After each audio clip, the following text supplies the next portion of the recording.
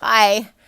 Different setup again today, as these are photos from a while back. So I am going to do my best to make sure you can actually see the photos and talk about my trip to Capri, Italy. We have to get a little bit more arranged.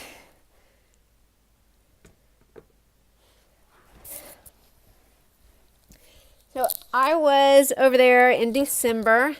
I was with a friend who I had worked with in Aspen, Colorado. We took the hydrofoil over to Capri, which is a little island kind of off of Naples in Italy, about halfway down the island. I'm sorry, the peninsula.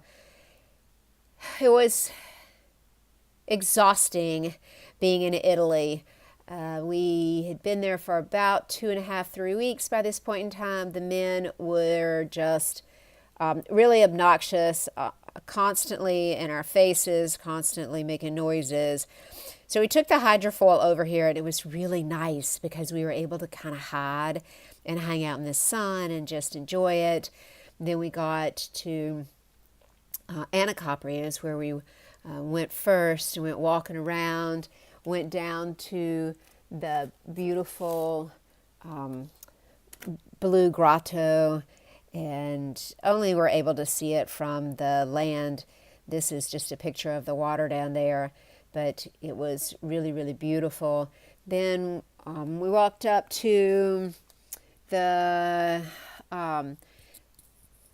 back up to the town, and we met this fella whose name was Panda.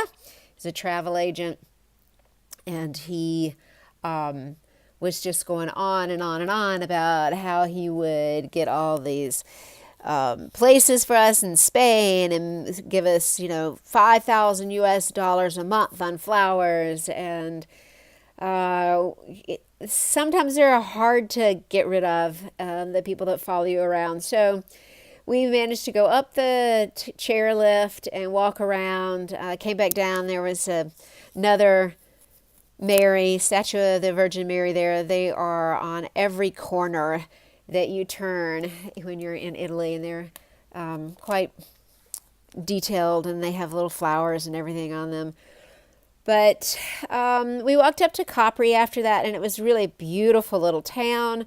It was more expensive than either one of us had, so we went back down to Capri and spoke to Panda to see if he could get us a place in one of those villas that he had talked about. And he said, "Oh no, we can't do that. They don't have any heat." If we had been there at 3 o'clock, he would. But at this point, he at least managed to get us a pretty good discount in a hotel for 40,000 lira. It's hard to comprehend what that is now because it's all EU. But the room had been 70,000 lira originally, and he got it down to about $25 a night, which was still, we were used to paying about 15 bucks. So still a little more than what our budgets were used to, but we went walking around the next day and had kind of decided that we were done with Italy. We just wanted to leave. The men were really so obnoxious. We were in a cheese store and met this person whose name we'll just call Bob. And he said, "Oh, it's so nice. You're Americans. I'm from Florida. You guys want to come back for dinner? My son and I are here." Like, yeah, okay. So we thought we would try one more time to hang out there. I forgot to mention the night before when we had gone out to eat dinner. There was a table near us that had 3 men and one woman there, and they were from Russia. So we did get to hang out with them that night. So anyway, this guy, Bob, said, "Come on back to dinner." So we were like, okay, we will. We wandered around, got to see some more things. Let's see, I'm going to read this one little piece. We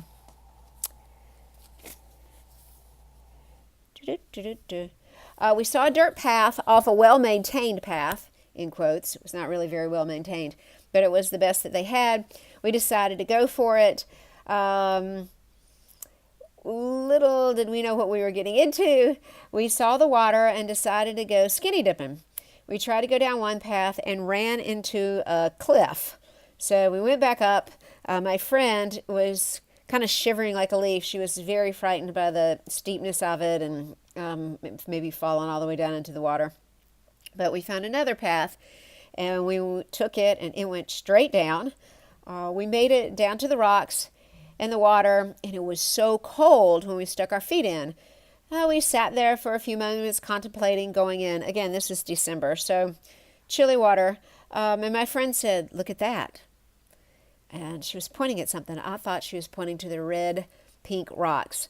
But nope, it was an octopus moving in straight for my toes. So we decided to not go skinny dipping there. We climbed back up the hills and met the guy for dinner. His son was there.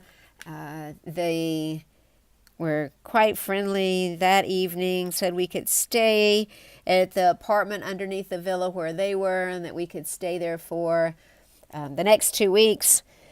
And we were really quite excited about staying somewhere for at least a week. We had been leaving every night and on the train all the time trying to find somewhere to sleep or even sleeping on the trains. So we decided, yes, we would do that. And went out to dinner. It was fine that night. The next day, we went over to Naples and got our luggage because we had left it at the train station there in a locker.